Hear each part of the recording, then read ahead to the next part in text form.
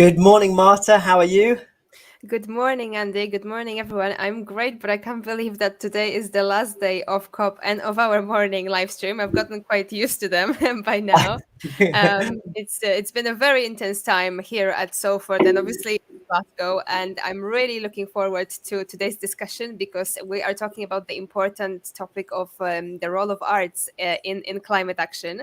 And I feel like art has been quite a fixed element of COP over the last few years. And particularly this year, we've seen loads of events, installations, and exhibitions taking place, anything from light projections to installations with trees and plants. And these are being used to convey the messages around climate and around COP in an accessible way. And the role of art and creativity has been increasingly recognized as a tool for raising awareness around these issues and bringing it into the public discourse, which we need around events like this especially. And I'm really excited to hear about the projects that our guests have been working on. I know, and I feel incredibly lucky to have the guest that we have today because, of course, it's in relation to Unboxed, which is this wonderful event that's taking place next year. So it's my first insight into what's planned for the program. And as you say, I think art has playing such an important role in this discussion, especially over the last couple of weeks. I remember the conversation we had with the climate activist Andrew James and the coat of hopes that an artist was creating to help people sort of embody and live the impacts of climate change. And then we had Motherload, the movie, a couple of nights ago that talked about the rise of the cargo bike movement. So it just feels like there are ways that you can make this real to people, but also help them get engaged with the projects as well, get engaged with the subject and think about, I suppose, how they can take responsibility, but also work collaboratively to make a difference. So it's really exciting that we have these discussions today. And we're going to kick off with Katie, who is the Creative International Director of the program, but it looks a bit like this.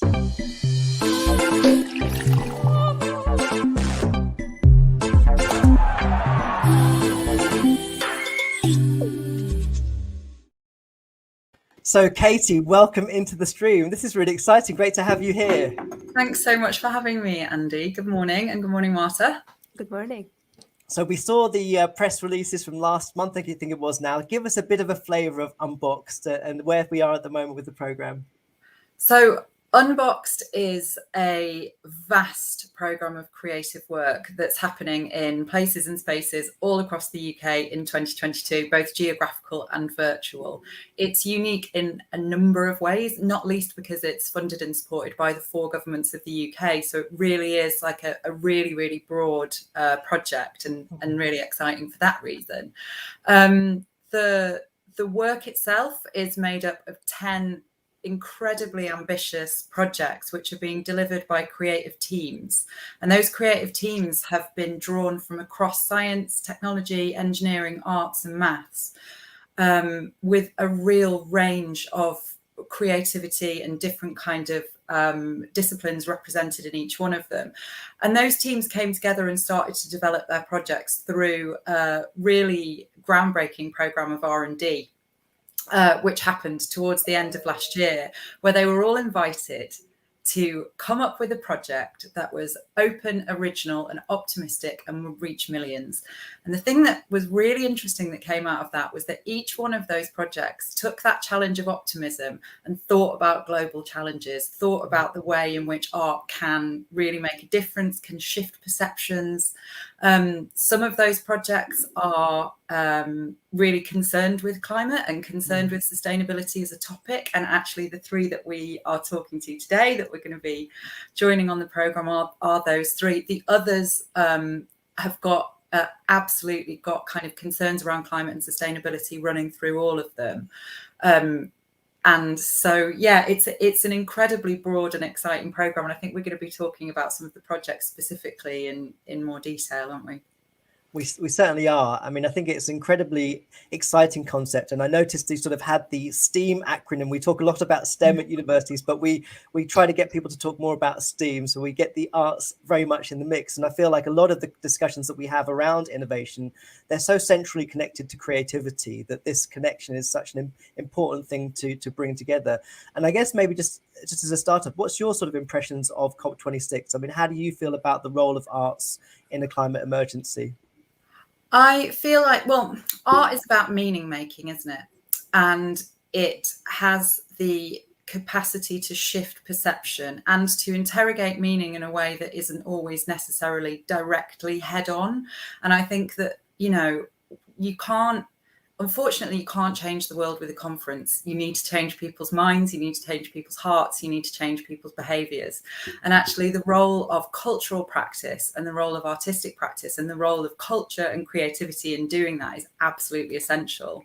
I think in terms of the kind of work that gets produced around climate, it's really interesting. If you look at what the art programme around COP26 looks like, like the Jenny Holzer piece, there's a lot of text-based work, there's a lot of work that kind of encourages people to connect with nature and feel a more, it's either kind of stuff that is about generating a sense of urgency or stuff that's around generating a sense of connection with nature. And I think those two things are both really important. Yeah, I think we can see all the arts projects around COP really helping us understand also that the climate action is not just the negotiations behind closed doors, but it's happening all over the world. And is there a particular project happening at COP this year that has caught your attention or moved you in a particular way? I really noticed the Olafur Eliasson projections yesterday, and I like the way that they were based on a kind of participatory, contributory approach, because what he did was he has collected responses around climate from children all around the world and used those to inform in a really playful and really engaging way a series of productions that were showcased as part of the Built Environment Day yesterday, I think it was, wasn't it? I really liked that. I like those participatory pieces a lot, and there's a lot of that type of work in Unboxed. I also really enjoyed the panel that Julie's Bicycle held yesterday, where they had Ez Devlin and Elif Shafak and a number of other kind of artistic practitioners talking about the importance of sustainability in events and entertainment and the arts. And I think the combination of those things, I think there's been a really interesting focus on it this year. Definitely. I think that participatory aspect is so crucial. As you mentioned, it's very central to Unboxed as a program. And I was trying to think, because obviously Unboxed is a really innovative way of thinking about investing into creativity and making it available to large populations. I try to think of comparisons, and all I can think about is sort of cultural programs and mega events like the Olympic Games, because you have to find a way to make sure people can feel part of something in a meaningful way, which is challenging because there's a lot of people. So how are you sort of thinking about that inclusivity angle to Unboxed, and how are you trying to make sure that things are accessible to people? So inclusivity and participation are absolutely core to each one of the 10 commissions. And that was really sort of baked in from the beginning of the research and development process for all of them.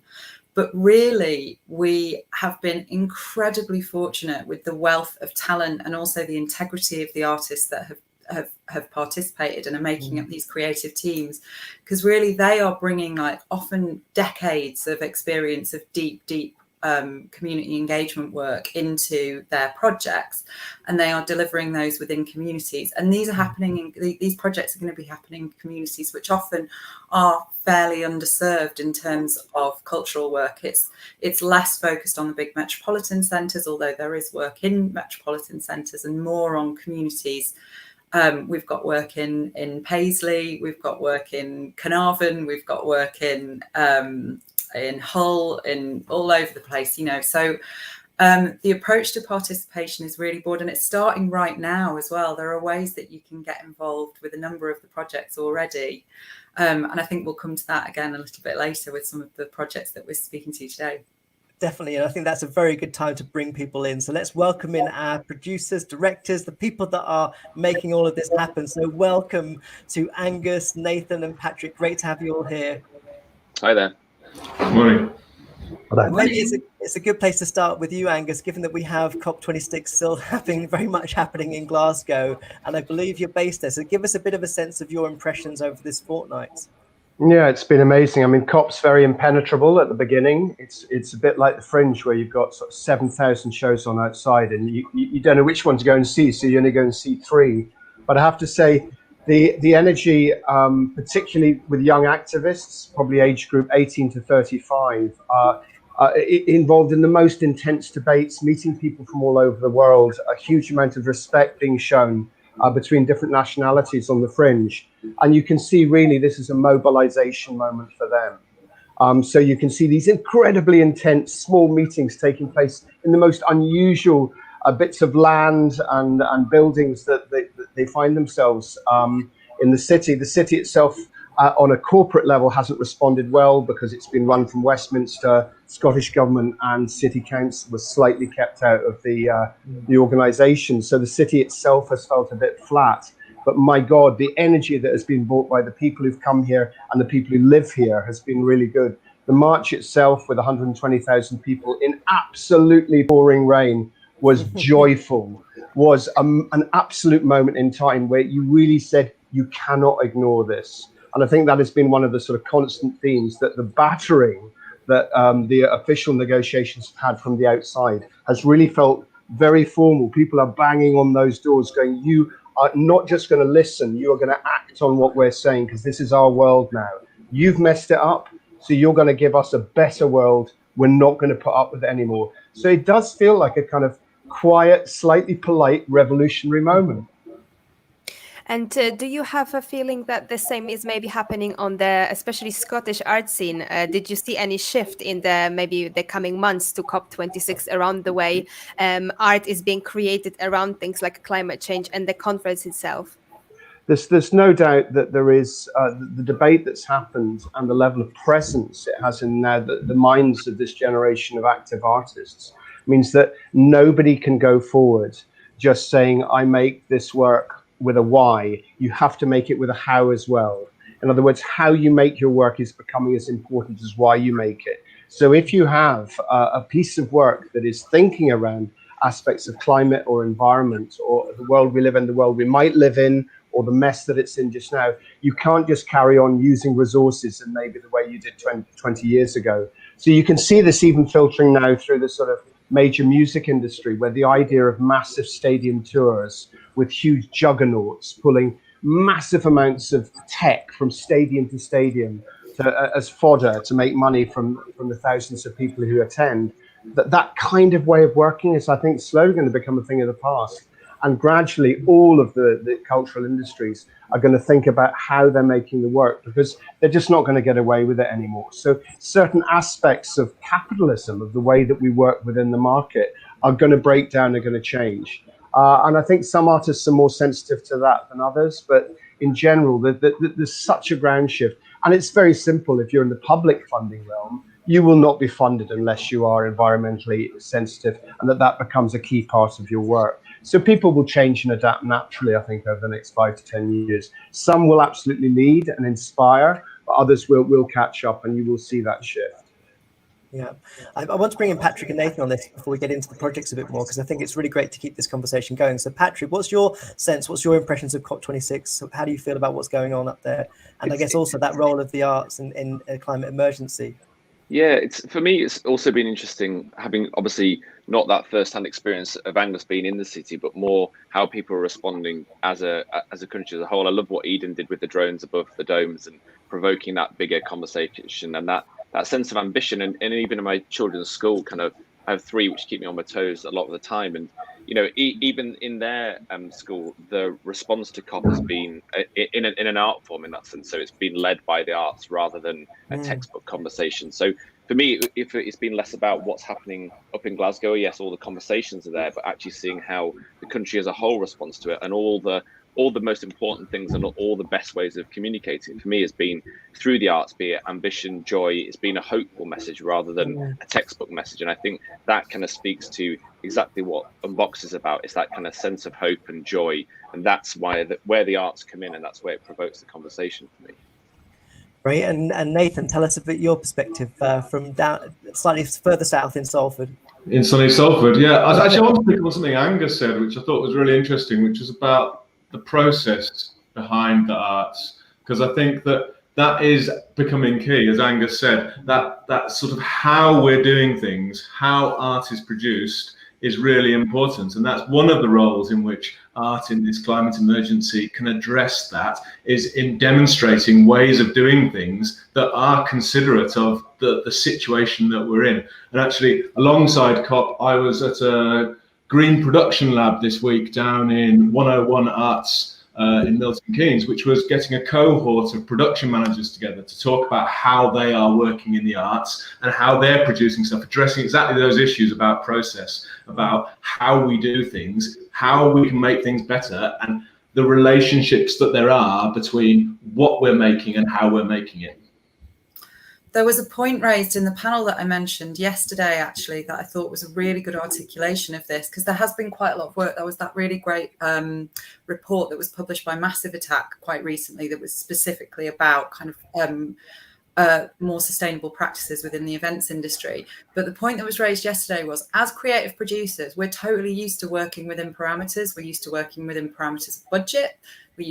But within finance, within time, within space, we have to add another parameter, which is our carbon budget, and thinking about things in terms of this is just another parameter within which you have to make creative work.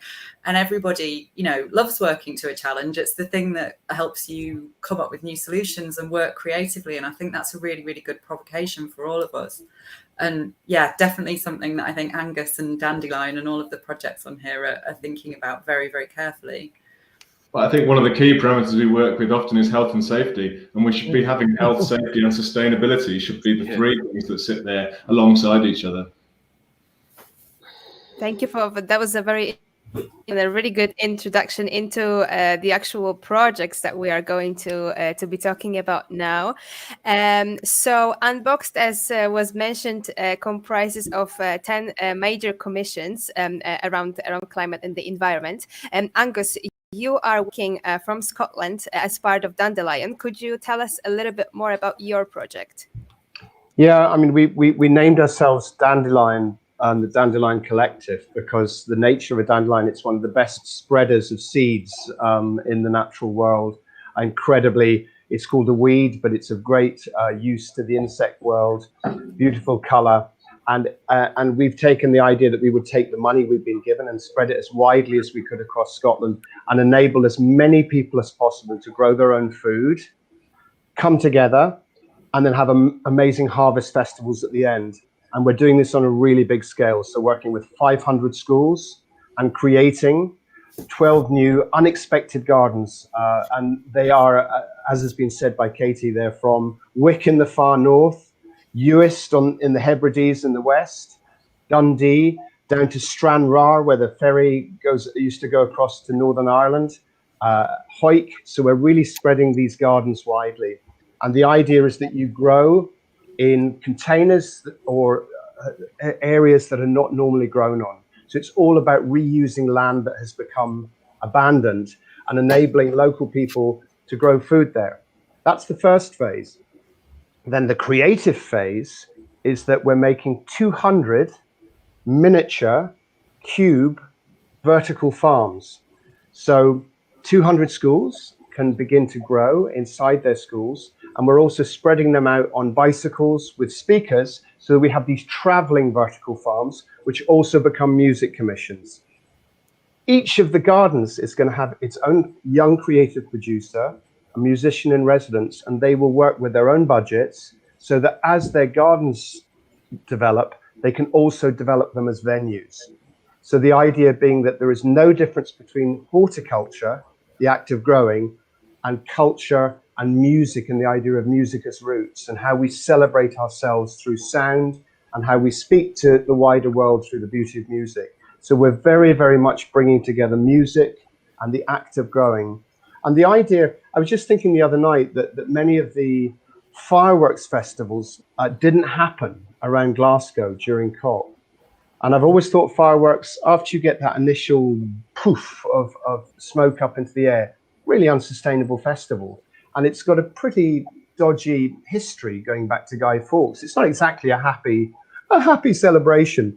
So I'd love the idea that we actually slowly begin to replace fireworks night with harvest, because if we can get everyone taking a little bit of control of the production of their own food and the act of sharing it with other people, you're actually creating a magical moment in the year. So to bring harvest back out as a key calendar moment is really the big movement that we're working towards with Dandelion.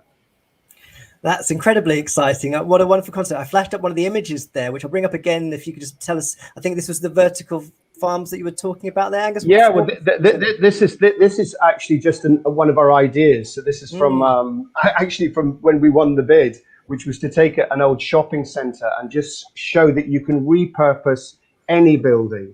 The inspiration for this type of work came from Detroit, where you've had people who've taken over the old car factories, some of which spread for miles and have created indoor urban farms. Or Cuba, where when they were starving after the Soviet Union broke down, they actually in 2 years started growing all their own food and became self-sufficient. They were growing in the cracks between buildings. They were growing on any place they could, putting seed shacks at the end of streets. And gradually, using the older generation to work with the younger generation, they taught people how to grow their own food.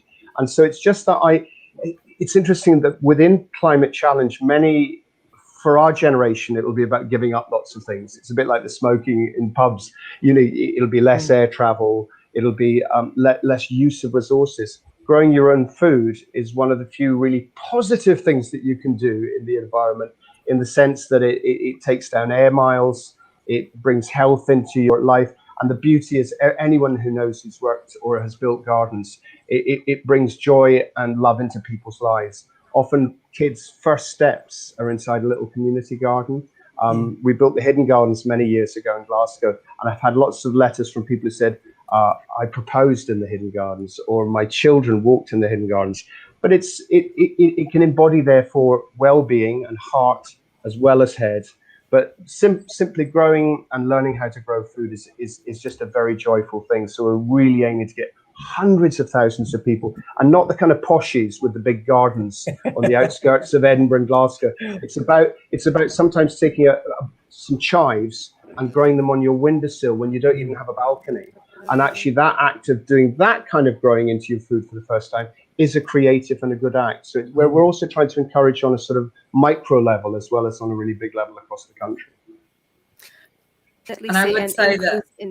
Oh, sorry. Sorry to interrupt, Martha. Just to say that Angus has been sharing with us throughout the research and development process and right since the beginning of the project, his own garden that he's been growing and his own projects, and we've all been getting to see that within the organisation, which is really lovely. So he's absolutely walking the walk.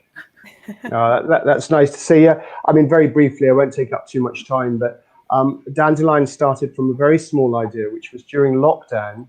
I worked with a young French Mauritian artist, Rudy Cagna, and we couldn't go anywhere. In Glasgow, it was 42 weeks of lockdown, and we got coloured Hessian and made Hessian sacks. And then I knocked on the door. 5 of us, including my twins who had just left school and had nothing to do for 5 months. So we made the sacks, got tons of tatties, and went and knocked on every door in the street and said, would you like to grow some potatoes?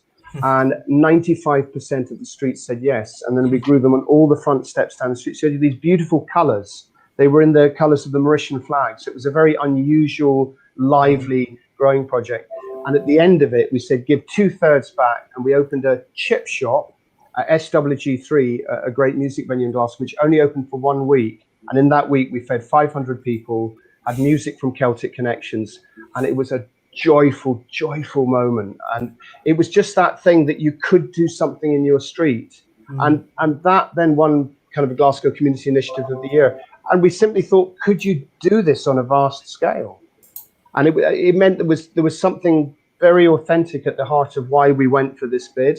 But we've been lucky since then to work with some amazing crop production scientists from Scottish Rural University, and they've helped us develop our own growing medium. So we're making 2,000 tons of sustainably produced growing medium to replace the kind of crap that you get from supermarkets. 'Cause the reason why a lot of food growing fails is because people don't know what they're growing in. So actually for us, the important thing is don't replicate the conditions that are bad. Use some of this money to actually develop really sustainable ways of actually growing food. So our first existential crisis with Unboxed was to find somewhere to store 2,000 tons of sustainably grown, and we only found it like a week before it was being produced. So but it's a nice problem to have. I must admit, we had some fairly sleepless nights going, where should we put our 2,000 tons sustainably produced growing mix. But it's lovely. So it grew from something very small and is now becoming something very big. But at its heart is just allowing each individual person to take a little bit of control back. And just a lovely thing is that food is a great unifier. I mean, we know with the amount of sort of racial difficulties that have been exploited by the far right in Britain over the last 5-10 years, it's really important that we find ways to celebrate the diversity of who we are. And food and music are great ways to do that, because they're very, very natural ways to show what humanity shares, but what is different in humanity. So, yeah, very natural way to express just that wonderful diversity of humanity, which obviously is a COP26 theme, but in a way where some of the poorer parts of the world are not getting their, their sense of themselves on the big stage, but behind the scenes, they are really there. So, yeah, I think playing with all those.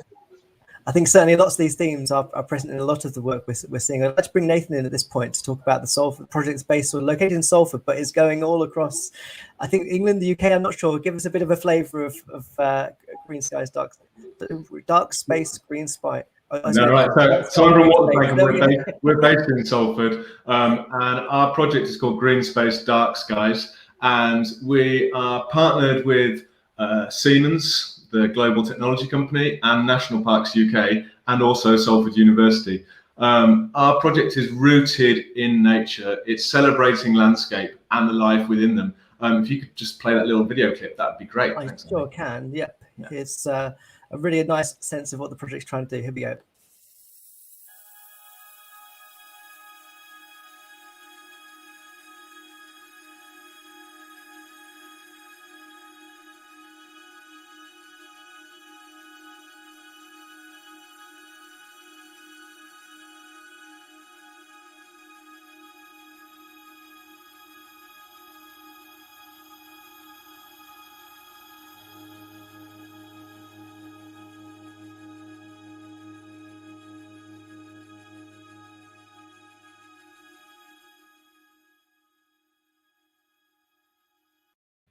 So that's a slightly mysterious teaser there.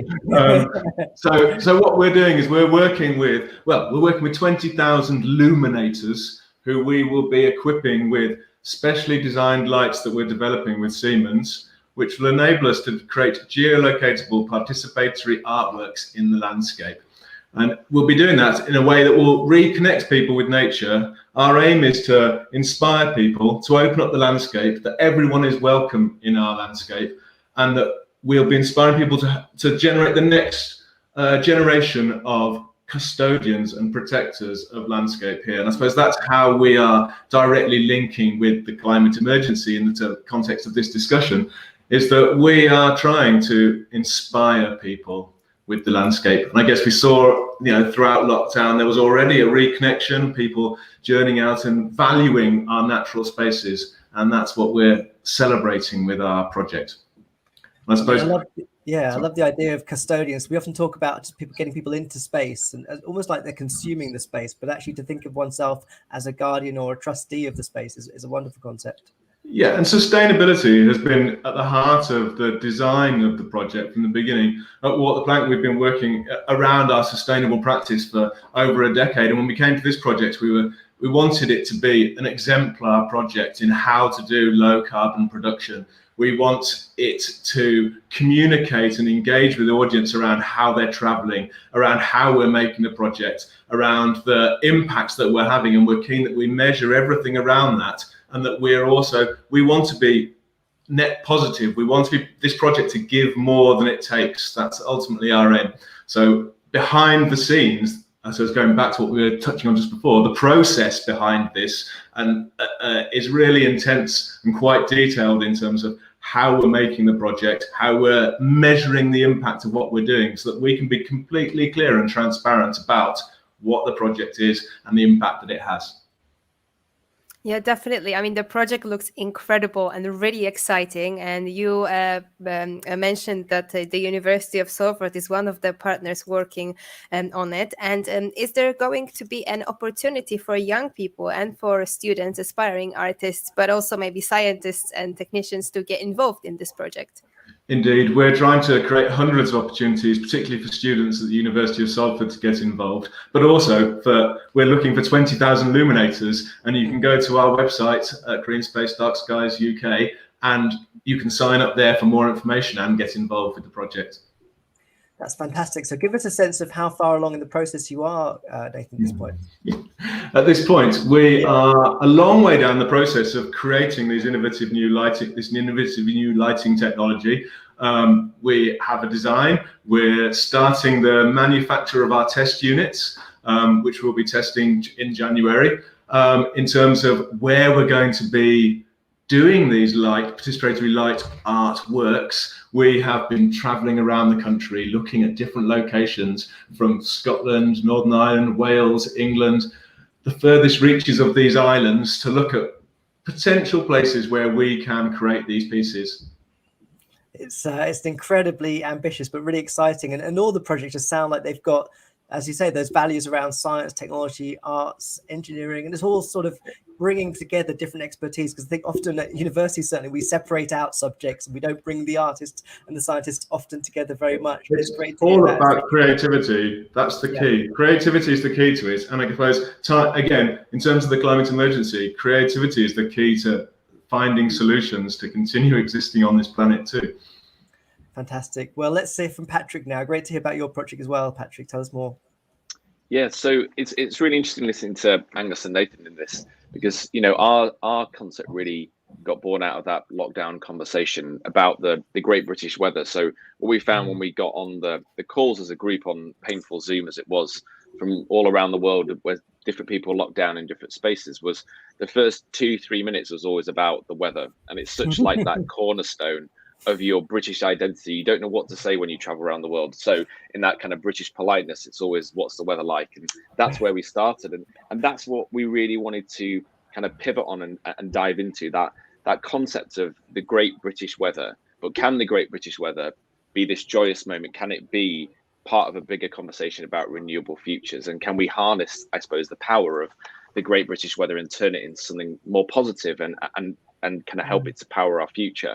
And that's where we started it. And we really wanted it to be like a joyous moment. And what we needed to do is then find a platform, no pun intended when you see what we're doing, to kind of have that conversation. And we started to look at the concept of inherited structures, and we found these big monsters that live in the sea that no one's really seen, but have been such a dominant part in like where we are now. But no one ever sees them. They're kind of hidden offshore. And the idea was always to capture one of these monsters, which is a North Sea platform and rig, and bring it ashore and confront people with it, but also rehabilitate it. So take this icon and reimagine it and look to harness the Great British weather by looking at renewable technologies on it, and make it a celebration, make it a kind of joyous moment, acknowledge where we've come from, but where we can go in the future, and make it this kind of big public art installation. So tell us what we're seeing here, Patrick. So this is one of those monsters that you describe. Where are we and what is it we've got in front of us? Yeah, so we found a wonderful home in Weston-super-Mare. So we're in the old Tropicana, kind of their own monster in many ways, something that was like such an iconic part of the Great British seaside town. And we're really kind of focusing on that, and we're kind of rehabilitating that space as well. So our monster will arrive early next year, and we'll bring it into the space and then slowly rehabilitate it. You can see the big waterfall at the front, the huge waterfall that we'll build in the space, the big garden lab that we're going to plant across the top of it, huge new walkway around the outside. And where we are now in the project is really looking at renewable technologies. And what's really interesting we found is, for us, is the frustration around where that technology piece is now. It feels like the science and the engineering is there, but the art isn't. And what we're really pushing for is now to bring that design in. If you want cities and homes to embrace renewable technologies, they can't just be like carbuncles strapped to the side of buildings and big wind turbines and everything else. There needs to be this design conversation. And only last week we had a kind of a very heated conversation with our consultants, because they were like, well, this is what it is at the moment. This is what you have to use. We're like, well, that's not good enough. That's the whole point. Like, if people come on board the rig, if you just have a rack of solar panels strapped to the side, it looks like some awful housing kind of complex, and the two just don't work. So and this is where we're now. We have to redesign and reimagine. Take that technology. The technology is there of how to power it, but we now need to bring in the artists, bring in that conversation. Because when people come on the rig, we want them to stop, take note of that, and that's how we start the conversation about playing your part in moving this kind of renewable futures on. I absolutely love this idea. I think this is bringing people closer to climate solutions in the purest and more sort of a literal form. And I'm wondering, what is the sort of main message that you would like people to take away as they are engaging with this piece, with the Sea Monster? It's, you know, we always said that we need to lead with the theatre and end with the science. We want to inspire on this rig and start the conversation. It has to, for me, be, and we've always kind of pushed this as a group, it has to be a hopeful and joyful message. We know the situation we're very aware of the kind of inherited situation of the planet, but if we don't inspire people, we don't bring a sense of theatre and joy to the project, then I don't think we'll have that next step. We're going to have everyone from small children to the older generation coming, and we've got to convey a sense of hope, I suppose. And I want people to come on our project. We're not trying to make it into a science museum. There's no plaques. There's no push this button. We're not lecturing to people. There are going to be some really, really big theatrical moments on the rig based around weather, which we hope some people will get wet in the process and some people will kind of dance in the rain. But I think that's where the joy comes, and that's where you then hopefully, when they're at home that night, one of our team members always said, like, success for us is people who come to the rig, go home that night and have a conversation around the dinner table about what they saw that day and what it meant and how that leads on from there. So that's what we're hoping to start. We're hoping to start a conversation which leads to a bigger change. That sounds fantastic. I mean, thinking of all the news I've been hearing over the last 2 weeks, I think nearly everybody that I've heard interviewed on BBC, Today Show, everyone has lots of concerns about progress at COP26, but often when they're asked about how they feel about it, they end up saying they're hopeful and optimistic. Whether it's scientists or people that are protesting, there is that sense of hope about it. And I think even though there's always going to be more that people ask of the COP26 event, there is a sense of conversation that's taking place that I think certainly in the UK we've not had before. And that alone just has to be good. It has to be valuable that we're bringing people together to talk around this subject. Katie, I know we're running out of time, unfortunately, but it's wonderful to hear these projects. I mean, how do you feel sort of on the cusp of, I guess, 2022 and all this work that's going on?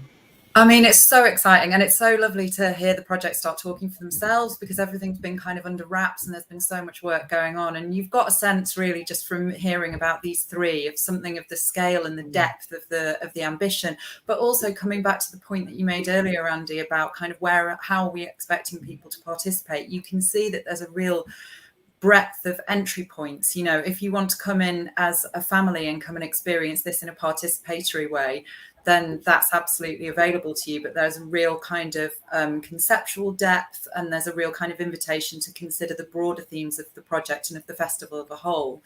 And it is all about that power of collective creativity, as Nathan said before. I mean, I'd love if we've got time to briefly tell you about some of the other projects. Would that be okay? Yeah, go for it. Brilliant, right? I was hoping we'd have time. So, I mean, the whole programme opens in March with a project that's called About Us, and it launches in Paisley. And About Us takes us through just a small matter of 13.8 billion years of human history. It starts with the Big Bang, and it's an incredible kind of projection mapping show combined with poetry, music and science. It's led by 59 Productions, the design studio, with STEMettes, which is the organisation that supports women and non-binary people into careers in STEM. And it's a really incredible project that will kind of light up 5 town centres all around the UK, but it will also kind of invite children and families and everybody really to kind of consider their place in historical moments using language in relation to deep time and history. So that's the first one. And then Dream Machine is going from the vast scale of About Us to the smallest scale that you can possibly imagine. It's an artwork that you experience with your eyes closed. It's based on a concept by Brian Geisen, who was one of the Beat artists, and he had this idea that it would replace television, and it uses light and a collective experience for people to close their eyes and with light projections experience an internal perceptual world. It's led by Turner Prize winning artists Assemble, the musician John Hopkins, It's got the University of Glasgow and a number of other universities involved as well. It's actually a big experiment in human perception, and there's a huge citizen science project involved in that as well. We've got Pollinations, which is a living forest garden of plants and architectural trees, which is going to be popping up in Birmingham. It's a celebration of diversity of these islands and of our global origins. It's led by Trigger Collective, which are led by Bristol-based productions Trigger. Our Northern Irish project is an incredible one. It's called Our Place in Space, which is a scale model of the solar system, which is happening in Northern Ireland in Cambridge. And that's led by a collective which includes Oliver Jeffers, astrophysicist Stephen Smart, composer Di Hexon. And that uses the concept of the overview effect, which is when astronauts talk about seeing the Earth from space and divisions between communities not making sense. So it's about trying to bring that perspective into the experience of work. I'm going to do this as quickly as possible. That's okay. So Story Trails is a project that tells hidden histories, that brings life stories from across history, from across the UK. It is going to culminate in a new film and a load of AI work, which is a collaboration between the BBC and the BFI. It's led by Story Futures Academy at Royal Holloway University and the BFI with David Olashoga. So that's a kind of great big AI project that's really exciting, but it's also a big people's history project. Tour de Moon is a project that uses the concept of our closest satellite, the moon, in order to inspire and imagine new utopias. That's very much focused on nightlife economy and on young people, and it's got a big program of international micro commissions that are happening with young digital creators. And then finally, our closing project is called Galwad, which is the Welsh project, which is commissioned by Creative Wales. And in that one, communities across Wales are collaborating with a Hollywood studio to shape a story which is set 30 years in the future. It's such an interesting project because it's inspired by the Welsh Wellbeing of Future Generations Act, which puts the well-being of future generations at the heart of all legislative decisions made in Wales. And so it's kind of really, it's a really interesting response to that. It's a group called Collective Cymru, who are led by National Theatre Wales, Disability Arts Cymru. It's a very, very collaborative, incredibly ambitious project. So you can kind of see how we're going from the beginning of time until 50 years in the future, but also that this is all about bringing as many creative voices as possible together to create opportunities for the general public to participate in this kind of collective visioning. Wow, what an incredible program. That is a heck of a lot. And what a wonderful way to connect up what's happening in Glasgow with what will be happening in the UK next year. I'm blown away. I hope I get to see as much as I can, because it sounds like an incredible year for us. And all of these projects just are, I think, what's clear for me is the values underpinning them from the very moment you sort of funded the collaborative process of developing the project. So if artists get paid for developing their ideas, it's an amazing thing to do, to the point of trying to make sure that those principles are central to all of the projects. It really comes across in certainly how the projects have been articulated this morning, but hearing that wider program especially so. And I think it will continue to inspire people to think about change, think about how we rethink our knowledge systems and make sure we can bring people together across disciplines, but also, as each of you have mentioned, think about how we make art, how we involve people differently. Katie, you wanted to mention one final thing. Yeah, just how people can get involved. I mean, already the projects are inviting participation from the general public. So we've got school poetry and coding competitions, community workshops, citizen science workshops, also open calls for creatives and professional placements, bursaries. So if you go to the Unboxed website and have a look at how to get involved, all those opportunities are laid out clearly there. Brilliant. Thank you so much. And thank you, Angus, Patrick and Nathan, for joining us today and explaining some of the projects. Marta, we're at the end of our session and at the end of our fortnight. Yes, we are. Still can't believe it, but it's not the end of things happening at Salford. we have a film screening of Kiss the Ground documentary on campus. The tickets for that have already sold out. However, you can still join us online for a discussion. And it's not just about the documentary, but it's also about what's been happening at COP26. It's going to be a very relaxed event when we will just be able to chat and sort of share our reflections and experiences. You can see our login for social media just on the bottom here. This is for Twitter and Instagram, and today we will be posting links to the event in the afternoon taking place online and where you can actually watch the documentary as well. So please join us for that. And also for the university's LinkedIn takeover, you will be able to find out about sustainability at Salford from our team. So we still have 2 great things happening today. Fantastic. Well, look forward to seeing all of those things. And again, thank you, Katie, Angus, Patrick, and Nathan for joining us today and explaining what Unboxed has in store for us next year. And we'll look forward to joining in, hopefully when the year kicks off in March. Thanks very much. Thanks for a lot. having us. Take care, everyone. Thank you. Bye-bye. Thank you. Bye. Bye.